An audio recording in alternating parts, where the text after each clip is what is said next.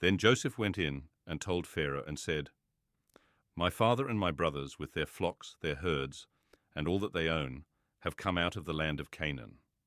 And behold, they are in the land of Goshen. From among his brothers he took 5 men, and presented them to Pharaoh. Pharaoh said to his brothers, What is your occupation? They said to Pharaoh, Your servants are shepherds, both we and our fathers. They also said to Pharaoh, We have come to live as foreigners in the land, for there is no pasture for your servants' flocks. For the famine is severe in the land of Canaan. Now therefore please let your servants dwell in the land of Goshen. Pharaoh spoke to Joseph, saying, Your father and your brothers have come to you. The land of Egypt is before you. Make your father and your brothers dwell in the best of the land. Let them dwell in the land of Goshen. If you know any able men among them, then put them in charge of my livestock. Joseph brought in Jacob, his father, and set him before Pharaoh. And Jacob blessed Pharaoh. Pharaoh said to Jacob, How old are you?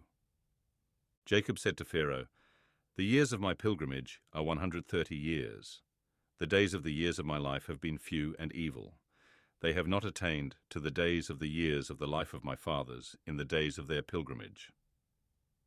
Jacob blessed Pharaoh and went out from the presence of Pharaoh.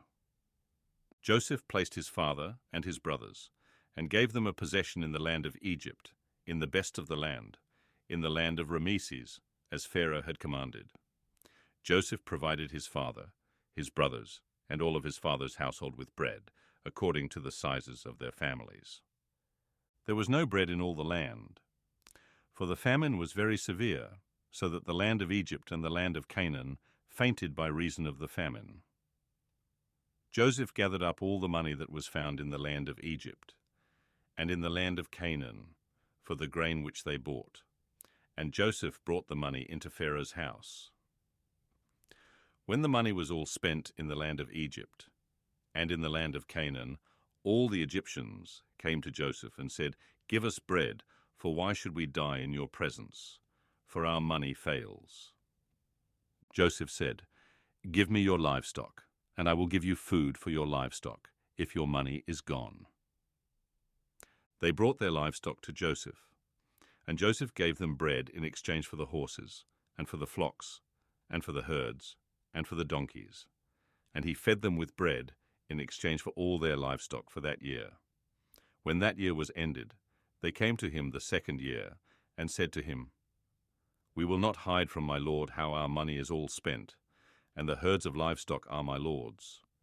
There is nothing left in the sight of my lord but our bodies and our lands. Why should we die before your eyes, both we and our land? Buy us and our land for bread, and we and our land will be servants to Pharaoh. Give us seed, that we may live and not die, and that the land won't be desolate. So Joseph bought all the land of Egypt for Pharaoh, for every man of the Egyptians sold his field, because the famine was severe on them, and the land became Pharaoh's. As for the people, he moved them to the cities from one end of the border of Egypt even to the other end of it. Only he didn't buy the land of the priests, for the priests had a portion from Pharaoh, and ate their portion which Pharaoh gave them. That is why they didn't sell their land. Then Joseph said to the people, Behold, I have bought you and your land today for Pharaoh. Behold, here is seed for you, and you shall sow the land. It will happen at the harvests, that you shall give 1/5 to Pharaoh, and 4 parts will be your own, for seed of the field, for your food, for them of your households, and for food for your little ones. They said, You have saved our lives. Let us find favor in the sight of my lord, and we will be Pharaoh's servants. Joseph made it a statute concerning the land of Egypt to this day, that Pharaoh should have the 5th. Only the land of the priests alone didn't become Pharaoh's. Israel lived in the land of Egypt, in the land of Goshen, and they got themselves possessions therein, and were fruitful, and multiplied exceedingly. Jacob lived in the land of Egypt 17 years, so the days of Jacob, the years of his life, were 147 years.